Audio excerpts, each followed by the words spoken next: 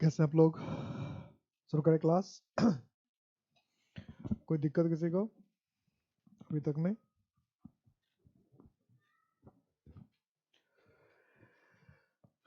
कहीं कोई प्रॉब्लम हो, कोई समस्या हो तो तुरंत बता देना होता है। ठीक है, शुरू करते हैं।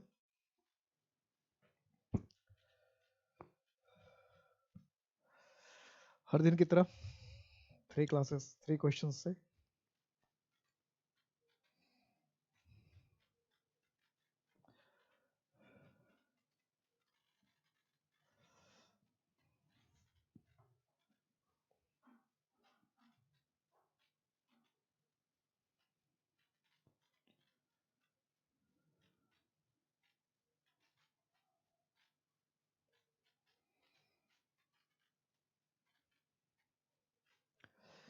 First question, the first question the first question is,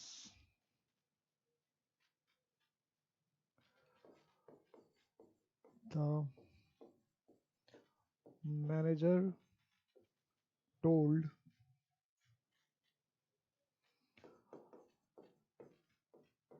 the boys that one out to work hard to earn his living. The manager told the boys that one out to work hard to earn his living. And no error means no error. कोई option नहीं है, तो no error is the D. Question number second.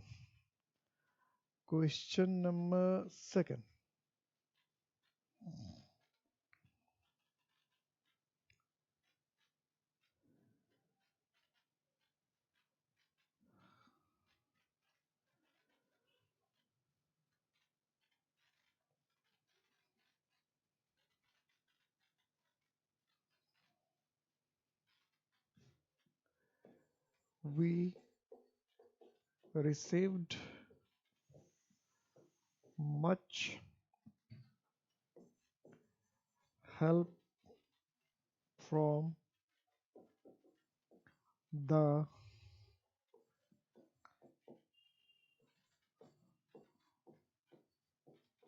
neighbors.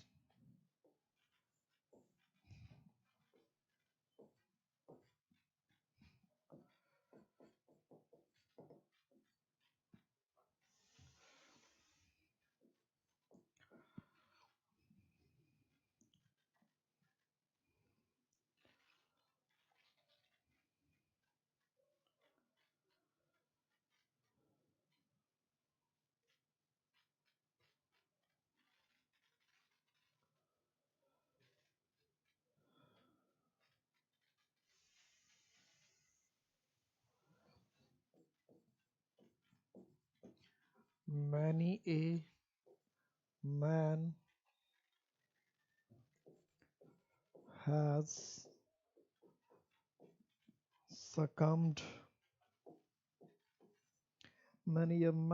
succumbed to this temptation.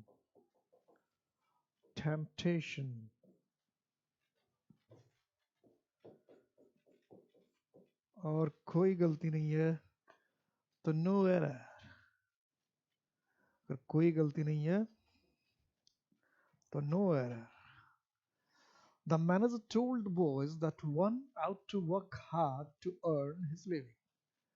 We received much help from the neighbors. Many a man has succumbed to this temptation. Succumb to कई बार पूछ चुका है।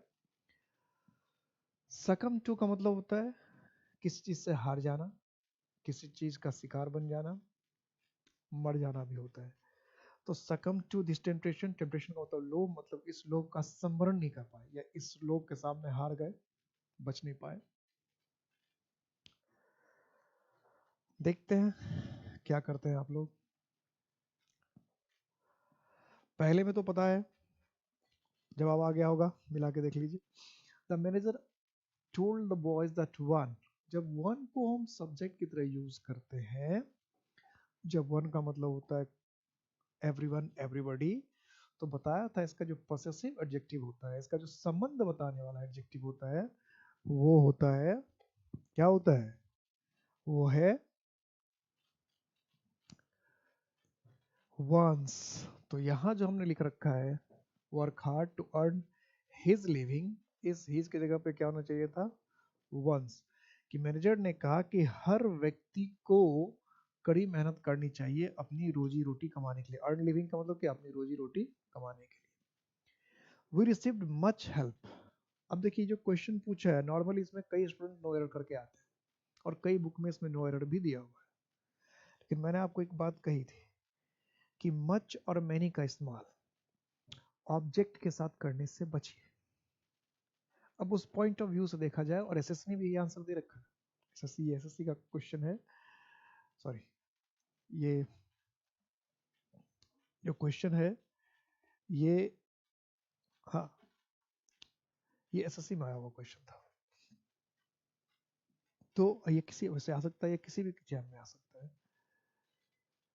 तो एक दो क्वेश्चन थोड़ा सा high low level करते रहते हैं, ताकि बच्चों को ये कॉन्फिडेंस आए कि बड़े एग्जाम को भी हम लोग क्या कर सकते हैं, कि या किसी दूसरे एग्जाम को भी हम लोग क्वालिफाई कर सकते हैं, किसी भी एग्जाम को।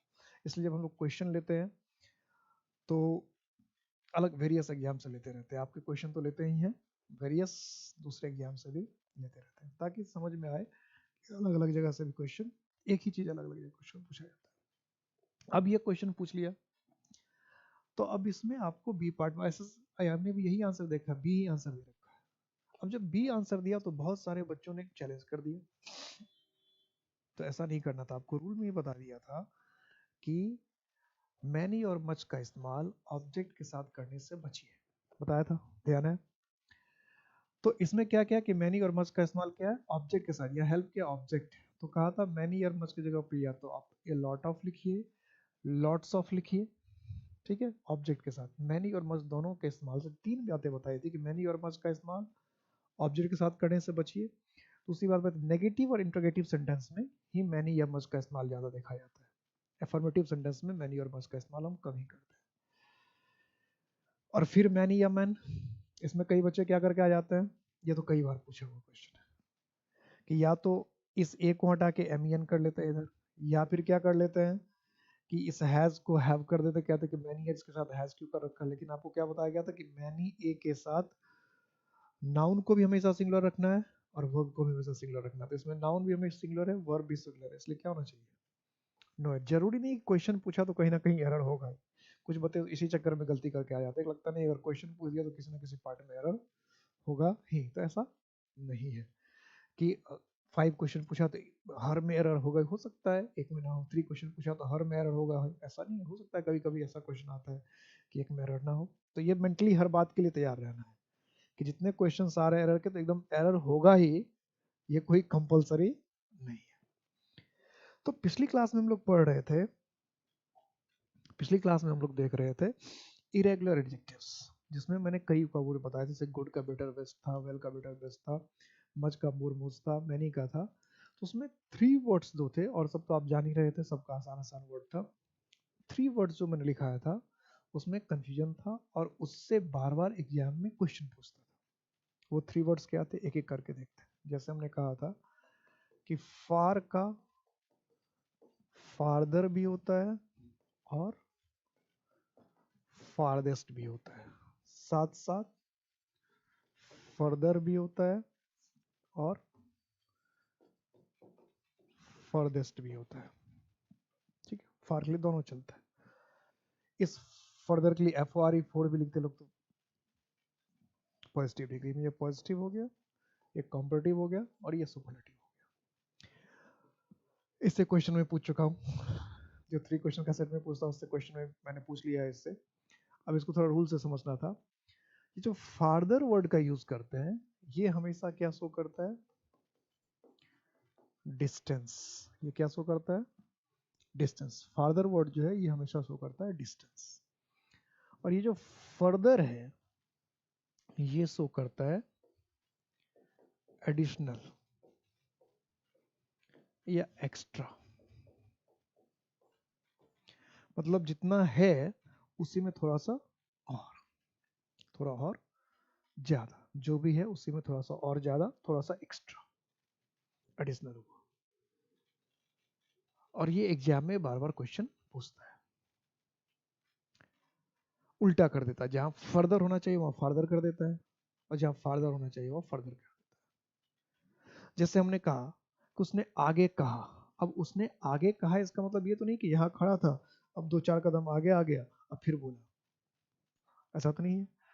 उसने आगे कहा इसका मतलब उसने कुछ कहा और फिर और कुछ आगे कहा, तब कुछ कहा फिर उसी में कुछ और कहा। ये तो इसलिए हम ये नहीं कह सकते हैं ही सेड फार्दर, कोई सेंस ही नहीं बना इसका। कहने के लिए क्या हुआ, कुछ कहा और फिर और कुछ कह दिया, कुछ कहा और फिर कुछ और कह दिया, है ना। कुछ कहा और फिर कुछ और कह दिया, एक्स्ट्रा हुआ ना, अधिक हुआ, ज्यादा हुआ। तो इसलिए क्या होगा, ही सेड फर्दर। क्या होना चाहिए, ही सेड फर्दर। कई बार आ चुका है ये क्वेश्चन। और अगर डिस्टेंस की बात करते हैं तो जैसे ही ट्रेवल्ड फार्दर, कि जितना था उससे आगे चला गया, जो डिस्टेंस कवर करना था उससे आगे कर। जैसे हम कहते हैं, हमको अगर ये कहना है, अगर हम दिल्ली से, एक सेंटेंस में मैंने बताया था उस सेंटेंस को हम लेते हैं या किसी और सेंटेंस को लेते हैं। जैसे हमने कहा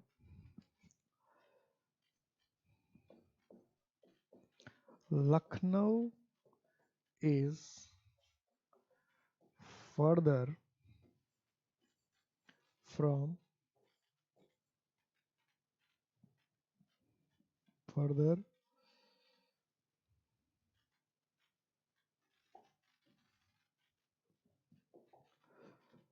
देन कानपुर फ्रॉम दिल्ली। कि दिल्ली से अगर हम बात करें तो लखनऊ जो है वो कानपुर से ज्यादा आगे है, ज्यादा दूर थी। यहाँ आगे का मतलब डिस्टेंस के हिसाब से आगे है ना, दूर है, डिस्टेंस की बात करना चाह रहे हैं। इसलिए यहाँ पर क्या होना चाहिए, इस फर्दर की जगह होना चाहिए, इस फर्दर की जगह होना चाहिए फार्दर। ठीक है, सीधा ऐसा ही क्वेश्चन मोटा मोटी पूछता है, एकदम उलझने का कोई मौका, अगर पता है तो देखते ही गलती समझ में आ जाती है, क्वेश्चन देखते ही आपको समझ में आ जाएगा, फार्दर और फर्दर। और कई बार पूछा हुआ, एक नहीं, एक दो बार नहीं, कई बार पूछा हुआ है, कई बार पूछा हुआ है, इसलिए इस पर ध्यान रखना है, इसको ध्यान में रखना है। नेक्स्ट दूसरा देखते हैं।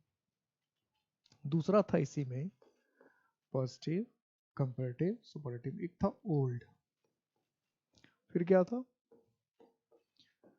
ओल्डर और ओल्डेस्ट, एल्डर, एल्डेस्ट। ठीक है, दोनों का ही मतलब होता है उम्र में अधिक। दोनों ही का मतलब है किसी से उम्र में अधिक, उम्र में किसी से ज्यादा।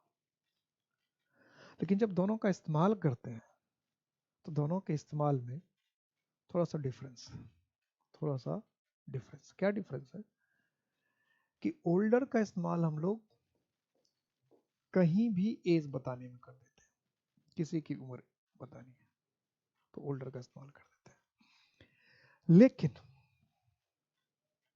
लेकिन एल्डर का इस्तेमाल, एल्डर का इस्तेमाल हम तब करते हैं एल्डर का इस्तेमाल हम तब करते हैं जब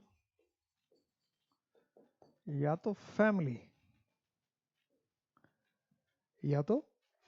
और फैमिली को ही दूसरे शब्दों में हम कह सकते हैं ब्लड रिलेशन। कि फैमिली में ही कभी कभी क्या हो सकता है कि हमको ब्लड रिलेशन अगर शो करना हो तो भी हम इसका इस्तेमाल कर सकते हैं, ब्लड रिलेशन। तो एल्डर का इस्तेमाल करना चाहिए। अब एग्जाम में कैसे क्वेश्चन पूछता है, ऐसे लिख दिया, रवि इज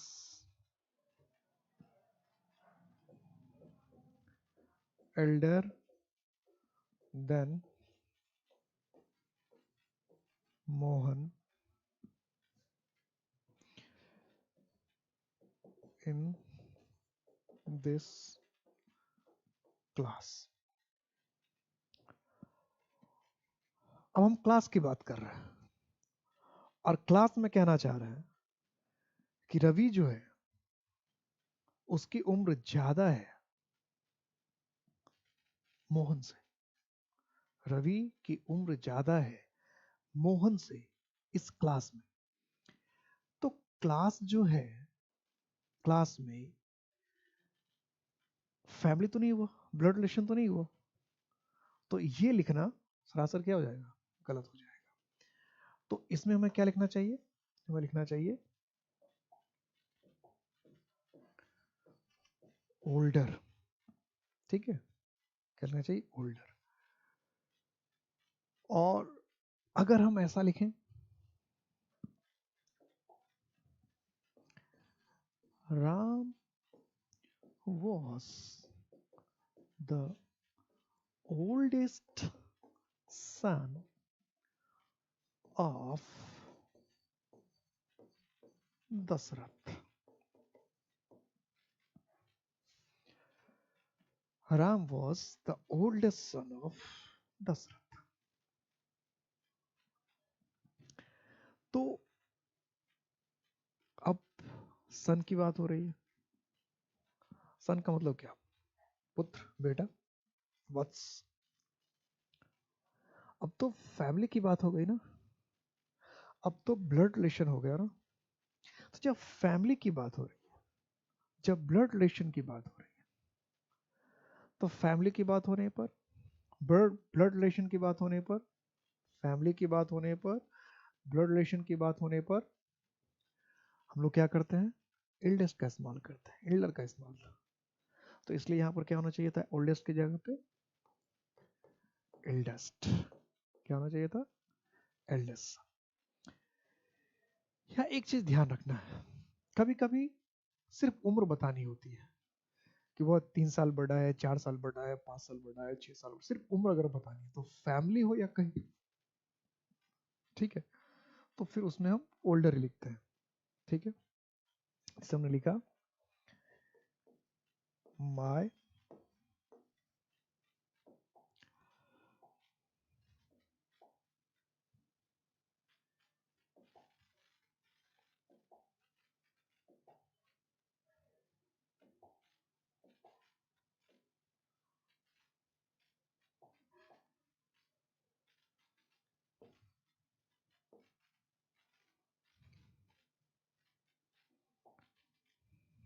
लिखा my brother is 3 years elder than me। कभी कभी जानबूझकर एग्जाम में सेंटेंस पूछ लेता है, तो फंसा रहा है। ब्लड रिलेशन में तो पूछा गया था कि ब्लड रिलेशन में एल्डर का और बाहर हो तो ओल्डर का। सही है, नोयर करके लोग आए यहाँ। उम्र बता रहे हैं कि 5 साल छोटा है, 10 साल छोटा है, 20 साल छोटा है। जब उम्र बताना हो तो फिर कहीं भी हो, कहीं भी से उम्र 3 साल, 4 साल बड़ा, 5 साल, 10 साल भी, ऐसे बड़े बड़े छोटे की बात करनी हो तो फिर बात कुछ भी हो यूज क्या करना है, ओल्डर का यूज करना है। तो फिर यहाँ क्या होना चाहिए था, एल्डर की जगह पे यहाँ होना चाहिए था ओल्डर। ठीक है, एकदम ध्यान रखना छोटी छोटी बातों को। इसी तरह से आपको नेक्स्ट जो लिखा था हमने, वो लिखा था लेट, लेटर और लास्ट। ये कंपैरेटिव है, ये सुपरलेटिव है। इसके भी दो फॉर्म थे, एक लेटर और एक लेटेस्ट। अब दोनों को समझना है। ये जो वर्ड है, ये बताता है ऑर्डर। ऑर्डर कहने का मतलब है श्रृंखला, सीरीज, क्रम जिसको कहते हैं। क्या कहते हैं? क्रम। ऑर्डर का मतलब आदेश नहीं, क्रम। कोई आगे है कोई पीछे है, इसको कहते हैं क्रम। आगे पीछे होना क्या? क्रम। तो ये बताता है क्रम। क्या बताता है? ये क्रम बताता है। ठीक है। और ये जो लेटर है, ये बताता है टाइम के हिसाब से आगे या पीछे।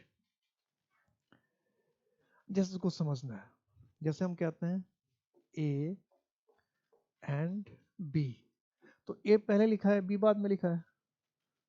ए पहले लिखा है, बी बाद में लिखा है। तो अगर हम लिख देंगे ऐसा कि बी कम्स लेटर, तो ये कोई सेंस नहीं बना। तो यहां पर कौन सा कि बी बाद में आता है, रीजनिंग वगैरह में इसकी बहुत जरूरत पड़ती है। तो सीरीज में हम देख रहे हैं कि बी बाद में आ रहा है, ए पहले आ रहा है। तो यहां हमको क्या लिखना चाहिए? बी कम्स लेटर, बाद में आया। ठीक। और कोई टाइम के हिसाब से बाद में आया, तो हम कहते हैं मोहन कम्स लेटर। तो इसका मतलब क्या कि मोहन देर से आता है, मतलब एक तो वो लेट, उससे लेट। अब इसमें हम और कुछ ऐड कर दिया कि Mohan comes later than Ravi. ठीक है, कि रवि जितनी देर से आता है उससे ज्यादा लेट, यानी रवि तो लेट से आता ही है, लेकिन मोहन उससे भी ज्यादा लेट से आता है। हम कहते हैं रवि कम्स, इसमें तो दिया Mohan comes later than Ravi. Mohan comes later than Ravi. तो इसका मतलब हुआ कि रवि तो टाइम्स के बाद में आता ही है। अगर 10 बजे का टाइम, 10 बजे आने का टाइम है, तो रवि खुद 10 बजकर 5 मिनट में आता है।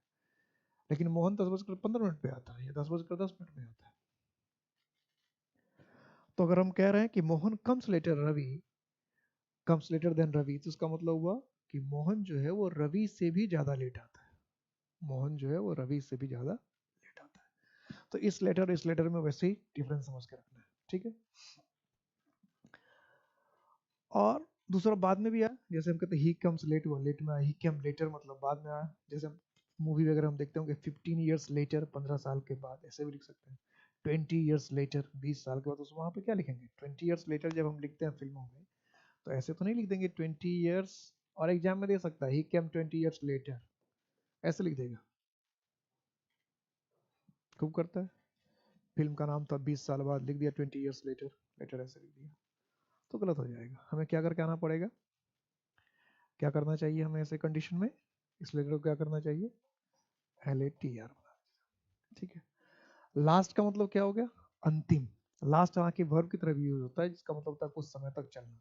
जैसे हमने कहा the movie lasted for 10 hours, या his problem lasted for 10 hours। इसका मतलब क्या? उसकी समस्या 10 घंटे तक चली। चलना, किस चीज का? कैरी ऑन होना, लास्ट। तो लास्ट वर्ब भी है, और लास्ट एटोमिक पोजीशन भी बताता है, अंतिम, आखिरी। ठीक है। ऑर्डर के सेंस में ही केम लास्ट। तो ही केम लास्ट का मतलब क्या? सबसे आखिरी में आया, सबसे मतलब अंत में आया, सबसे अंतिम पोजीशन। लेटेस्ट। लेटेस्ट। लेटेस्ट में क्या होता है कि इसका सुपरलेटिव का मीनिंग ही बदल जाता है। हालांकि लेट का मतलब अगर विलंब से है, तो लेटेस्ट का मतलब होना चाहिए सबसे ज्यादा देर से आने वाला, सबसे ज्यादा देर से आने वाला। लेकिन यहाँ पे बात ही बदल जाती है, ये ध्यान रखना है कि लेट का मतलब तो देर से है, लेटर का मतलब भी LATR, लेटर का मतलब ये बाद में। लेकिन अगर हम लेटेस्ट लिखते हैं, अगर हम लेटेस्ट लिखते हैं तो इसका मतलब ही चेंज हो जाता है, और इसका मतलब ये होता है बिल्कुल हाल का, अभी अभी का। लेटेस्ट का मतलब क्या होता है? बिल्कुल हाल का, अभी अभी का, रिसेंट। तो जैसे हम लोग आपने सुनते, आपने कई बार सुना होगा, लोग कहते रहते हैं लेटेस्ट, लेटेस्ट न्यूज। तो लेटेस्ट न्यूज का मतलब नहीं है कि सबसे आखिर में आया हुआ खबर, सबसे देर से मिला हुआ खबर, ऐसा नहीं। लेटेस्ट का मतलब कि हाल फिलहाल का। हमने कहा लेटेस्ट इनिंग्स, तो मतलब क्या कि अभी हाल फिलहाल में जितने इनिंग्स उसने खेले। हमने कहा लेटेस्ट मूवीज, तो लेटेस्ट मूवीज कहने का मतलब है कि एक ही नहीं जो सबसे आखिर में आया, अभी हाल फिलहाल में आए सारे मूवी। तो लेटेस्ट में एक ही होना चाहिए, सुपरलेटिव डिग्री में कोई एक ही होगा ना। लेटेस्ट मतलब एकदम आखिर में, सबसे अंत में, यही तो होता है। सुपरलेटिव फर्स्ट कह रहे तो एक ही कोई होगा, द लास्ट कह रहे तो कोई एक ही होगा, लेकिन लेटेस्ट कह रहे तो कोई एक नहीं है। लेटेस्ट का मतलब होगा अभी अभी का या हाल फिलहाल से जुड़ा हुआ, जो एक से अधिक या कई हो सकता है, जो एक से अधिक या फिर कई हो सकता है ना, ध्यान रखना। तो लेटेस्ट का मीनिंग ही चेंज हो गया, ध्यान रखें। लेटेस्ट जो है वो सुपरलेटिव डिग्री तो लेट का है, लेकिन लेट मीनिंग नहीं है कि सबसे देर में आया हुआ, नहीं। लेटेस्ट का मतलब ये नहीं कहा कि जो सबसे अंत में आया, जो सबसे देर से आया, जो सबसे विलंब से आया, ऐसा मीनिंग निकाल देना है। ऐसा मीनिंग नहीं निकाल देना कि जो सबसे विलंब से आया, सबसे देर से आया, ऐसा नहीं। लेटेस्ट कहने का मतलब जो बिल्कुल हाल फिलहाल का, ताजा तरीन भी कह सकते हैं। लेटेस्ट का मतलब क्या हो जाएगा? ताजा तरीन। ठीक है, थोड़ा आगे बढ़ते हैं आप। तो ये तो था जो हमने अभी देखा, तीन जो अलग अलग डिग्री में था उसके लिए। अब जब हम यूज ऑफ डिग्री में जाएंगे, तो यूज ऑफ डिग्री में जाने से पहले यूज ऑफ डिग्री में क्वेश्चन बहुत इंपॉर्टेंट आता है, इंटरचेंज ऑफ डिग्रीज। तो इंटरचेंज ऑफ डिग्रीज के क्वेश्चन को बनाने के लिए, इंटरचेंज ऑफ डिग्री के क्वेश्चन को बताने के लिए एक चीज हमें जान के पहले से रखना पड़ेगा, तब इंटरचेंज ऑफ डिग्री के क्वेश्चन बनेंगे, नहीं तो फिर दिक्कत हो जाएगी, नहीं तो दिक्कत हो जाएगी। वो क्या है जरा उसको देखते हैं। टू शो इक्वालिटी, अगर हमें बराबरी दिखाना है तो हम यूज करते हैं एज एडजेक्टिव एस, इस फॉर्म का यूज करते हैं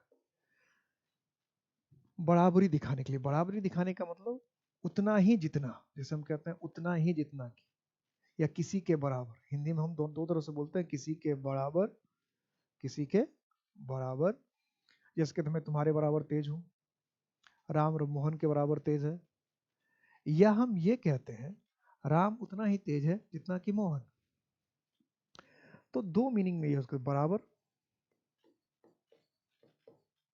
के बराबर, या फिर उतना ही जितना कि। कितना लंबा मीनिंग देखो, उतना ही जितना कि। जैसे कि तुम्हें उतना ही समझदार हो जितना कि तुम। पाकिस्तान की आबादी उतनी है जितनी कि यूपी की, ठीक है। तो जब इक्वलिटी दिखाना रहता है हमें, तो एज एडजेक्टिव एज का इस्तेमाल करें। जैसे हमने कहा I am as big as you. As big भी लिख सकते हैं कि मैं उतना, यहाँ बिग कहने का मतलब थोड़ा सा बड़े, मतलब लंबाई से बड़े नहीं, मतलब थोड़ा सा समझदारी के साथ में है। यहाँ हमने कहा एज टॉल एज यू, कि मैं उतना ही लंबा हूँ, यहाँ लंबाई हो गया। तो I am as tall as you, इसका मतलब क्या, मैं उतना ही लंबा हूँ जितना कि तुम, ठीक है। ये हमने कहा UP is as populous, populous लिख रहे हैं, पॉपुलस, पॉपुलर नहीं, पॉपुलर का मतलब लोकप्रिय, populous. UP is as populous as as Pakistan, कि यूपी की आबादी उतनी ही है जितने की पाकिस्तान की, ठीक है। तो ये अक्सर आता है, और इससे भी क्वेश्चन आता है कभी कभी। तो यहाँ पर क्या है, दो एज का इस्तेमाल किया गया, और आपको क्या करेगा, एक एज को गायब कर देगा। इसे लिख देगा You are as wise as, एक को गायब करना पड़ेगा,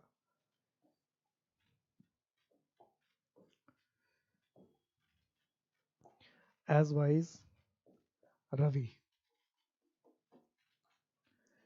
You are as wise as Ravi. As wise Ravi. अब इसमें एरर कर दिया यू, या ऐसे लिख सकता है, इसको ए पार्ट बना दे,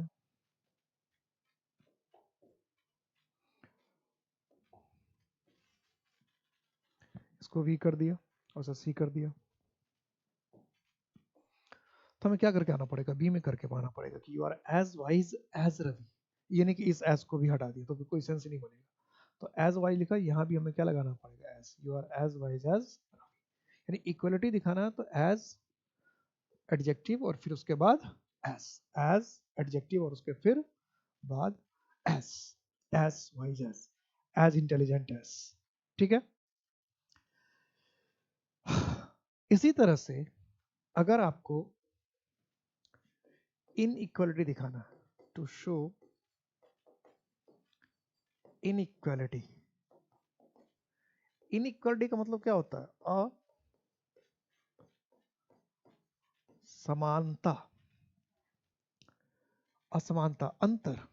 जैसे हमको कहना है कि मैं उतना ध्यान के क्या देखना कि हम क्यों सीख रहे हैं कि इसकी जरूरत पड़ेगी जब हम डिग्री को चेंज करेंगे तब उसमें इसकी जरूरत पड़ेगी, और वैसे एरर में भी आ ही जाता है।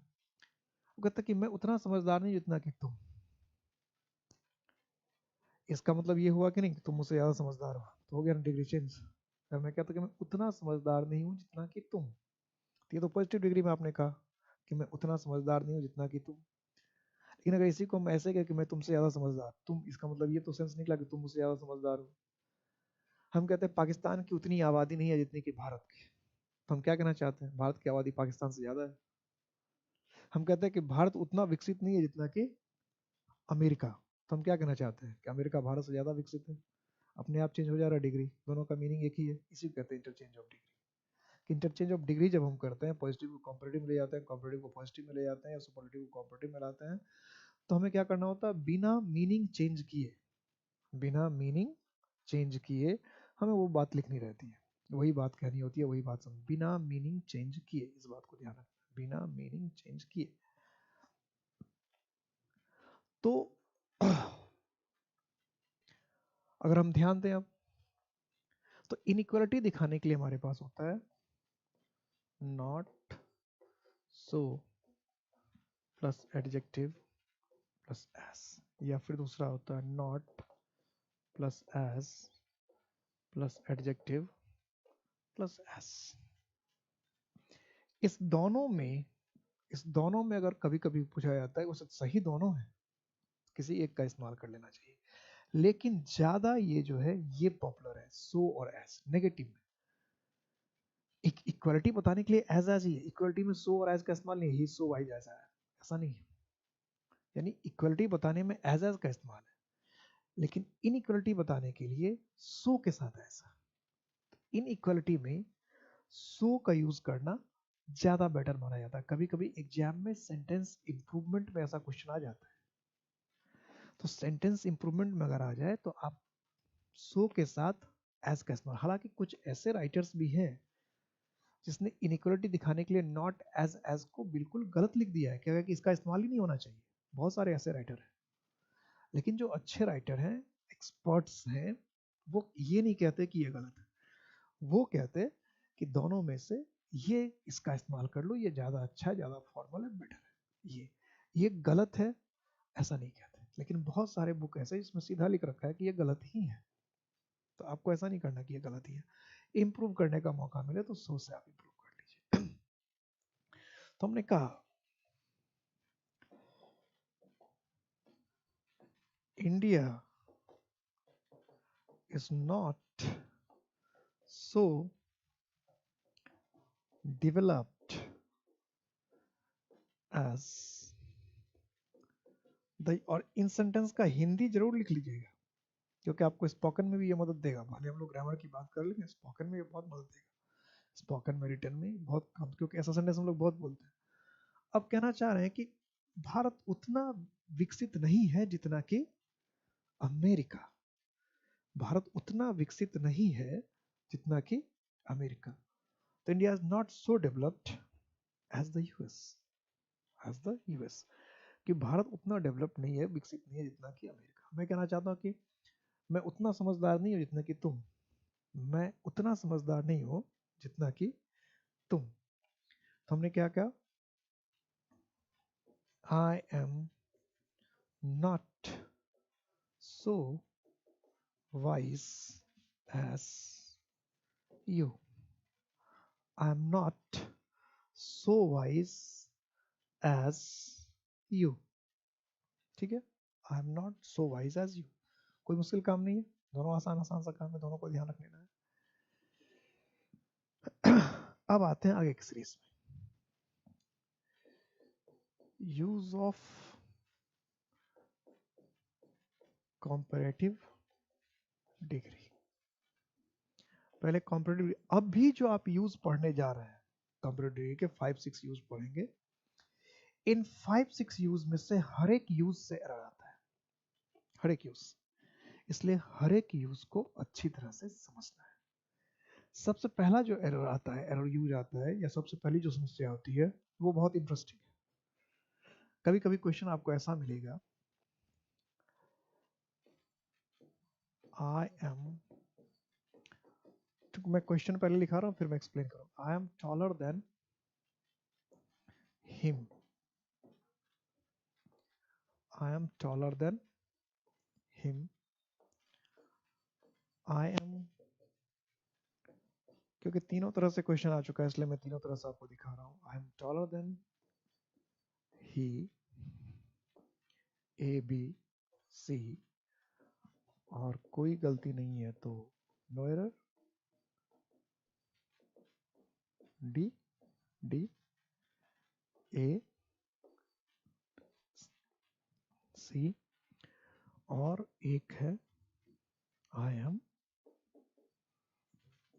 Taller than he is. इसलिए यह चैप्टर बहुत इंपॉर्टेंट है, खूब क्वेश्चन यहाँ से बनते हैं। शायद ही कोई ऐसा एग्जाम है जहां से यहाँ जिस चैप्टर में एडजेक्टिव और डिग्री से क्वेश्चन नहीं बनता, शायद ही कोई, बिरले ही ऐसा एग्जाम हो सकता है।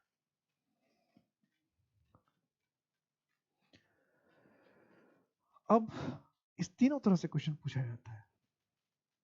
इसमें इस तरह के क्वेश्चन तो आपने सबसे ज्यादा देखा होगा, इस तरह का क्वेश्चन सबसे ज्यादा देखा होगा। मतलब ये, तो जैसे ये आता है तो मैक्सिमम लोग इसको क्या करके आ जाते हैं, नो एरर। मैक्सिमम लोग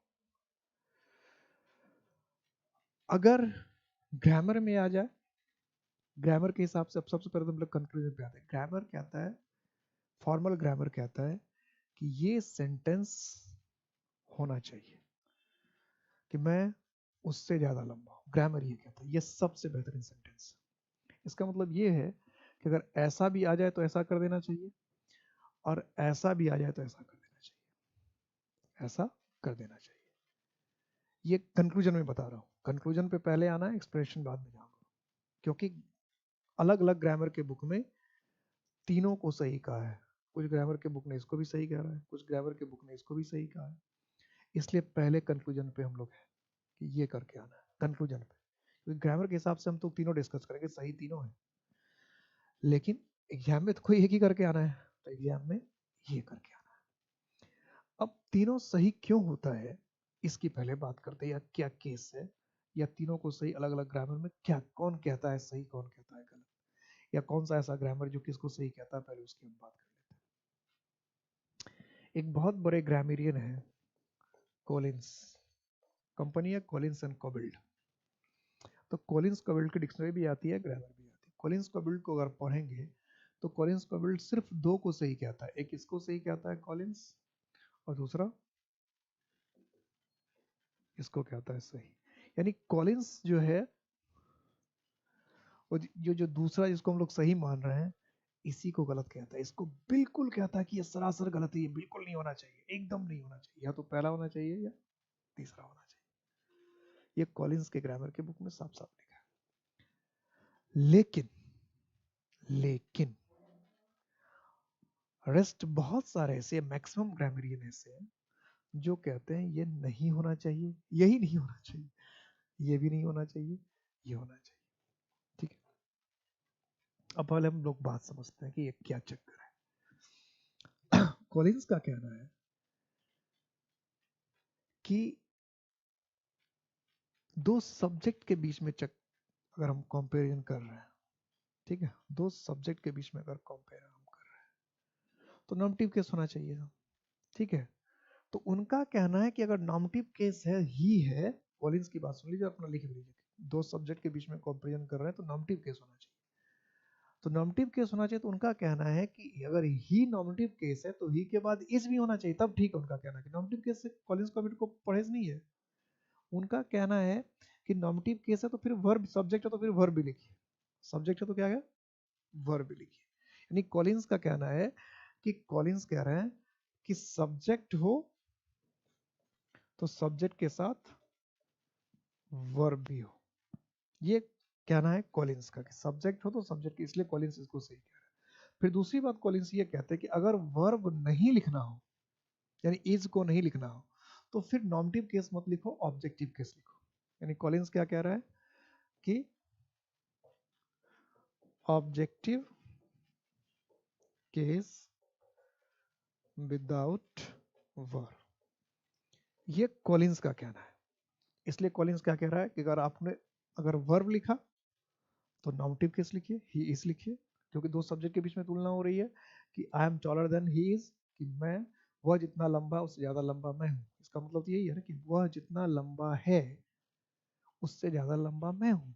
आई एम टॉलर देन ही, इसी को शॉर्ट में कहते हैं कि मैं उससे ज्यादा लंबा हूँ। लेकिन पूरा सेंटेंस बनाया जाए तो ये है कि वह जितना लंबा है उससे ज्यादा लंबा मैं हूँ। और दूसरा कहता है कि अगर आपको ही इज, मैं उससे ज्यादा लंबा हूँ, आपको ये नहीं कहना कि वह जितना लंबा है, ये पूरा सेंटेंस नहीं बोलना, क्योंकि मैं उससे ज्यादा लंबा हूँ शॉर्ट में बोलना। तो वो कहता है I am taller than him, कि अगर आप ऑब्जेक्टिव केस लिखिए, अगर विदाउट वर्ब, फिर आप वर्ब लिखना चाहते हैं तो आप हिम लिख दीजिए। ये कॉलिंस का कहना है। लेकिन मॉडर्न ग्रामर क्या कहता है? मॉडर्न ग्रामर कहता है nominative case should be used if two subjects are compared. यानी मॉडर्न ग्रामर का कहना है कि भाई दो सब्जेक्ट के बीच में अगर तुलना है तो नॉमिनेटिव केस होना चाहिए, ऑब्जेक्टिव कोई सवाल ही नहीं उठता है। ठीक है, कॉलिंस क्या कह रहे हैं कि दो सब्जेक्ट के बीच में तुलना हो रहा है तो आप सब्जेक्ट लिख रहे हैं तो फिर वर्ब भी लिखिए। अब वर्ब नहीं लिखना तो ऑब्जेक्टिव केस लिखिए। मॉडर्न ग्रामर कहता है कि नहीं भाई, दो सब्जेक्ट के बीच में तुलना हो रहा है तो नॉमिनेटिव केस ही होना चाहिए, ऑब्जेक्टिव केस की क्या जरूरत है। ये कहना है अधिकांश लोगों का। तो इसलिए हमने क्या लिखा, ये सही किया कि I am taller than he, कि आई और ही दोनों सब्जेक्ट है, दो सब्जेक्ट के बीच में तुलना हो रही है। जब दो सब्जेक्ट के बीच में तुलना हो रही है तो सब्जेक्ट हमारा क्या होना चाहिए, सेंटेंस नॉमिनेटिव केस में होना चाहिए। तो ये हुआ। अब अगली बात ये कह रहा है कि फिर सब्जेक्ट है तो वर्ब क्यों नहीं? तो मॉडर्न ग्रामर ये कहता है कि सेम वर्ब को हम लोग रिपीट नहीं करते हैं। ये भी कहता है मॉडर्न ग्रामर कि सेम वर्ब होता है उसको रिपीट करने की जरूरत नहीं। जैसे एम, इज, आर, वाज, वर, ये एक ही फैमिली का वर्ब है। टू बी, आपने पढ़ा होगा या मैंने कभी बताया भी होगा कि टू बी जब हम कहते हैं, टू बी का मतलब होता है am, is, are, was, were. कभी आएगा एग्जाम में आया था fill in the blanks with to be. तो टू बी का family am, is, are, was, were है। या V1 V2 V3 पढ़ेंगे तो एम इज आर प्रेजेंट होता है, वाज वर को पास्ट माना, यानी एम इज आर कहीं पास्ट क्या, वाज वर। तो am is are, was were देखने में अलग लगता है लेकिन है एक ही चीज।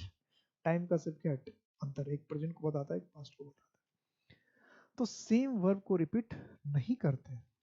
ठीक है, मॉडर्न ग्रामर क्या कहता है कि अगर वर्ब सेम है तो उसको सब्जेक्ट के बाद रिपीट करने की जरूरत नहीं। इसलिए तो हम लिखते हैं राम एंड मोहन प्ले, ये नहीं Ram play and Mohan play. दो बार लिखने की जरूरत है, एक राम सब्जेक्ट को एक कर दिया, वर्ब एक साथ लिख दिया, राम एंड मोहन प्ले। तो ध्यान रह जाएगा मॉडर्न ग्रामर का क्या कहना है। तो मॉडर्न ग्रामर का कहना है, मॉडर्न ग्रामर का कहना है कि nominative case should be used if two subjects are compared, कि दो सब्जेक्ट के बीच में अगर कंपैरिजन हो रहा है तो नॉमिनेटिव केस का इस्तेमाल होना चाहिए। ठीक है, क्लियर है? ये सबसे ज्यादा पूछता है और ये उम्मीद करता हूँ कि मैं आपको अच्छी तरह से समझ में आगे होगा, इसमें कोई कंफ्यूजन नहीं होना चाहिए। इससे आगे 5 रूल्स और है, इंपॉर्टेंट है, उस पर हम लोग डिस्कस करेंगे नेक्स्ट क्लास में। काफी पूछता है इससे क्वेश्चन, ध्यान रखना। अपना ख्याल रखिएगा।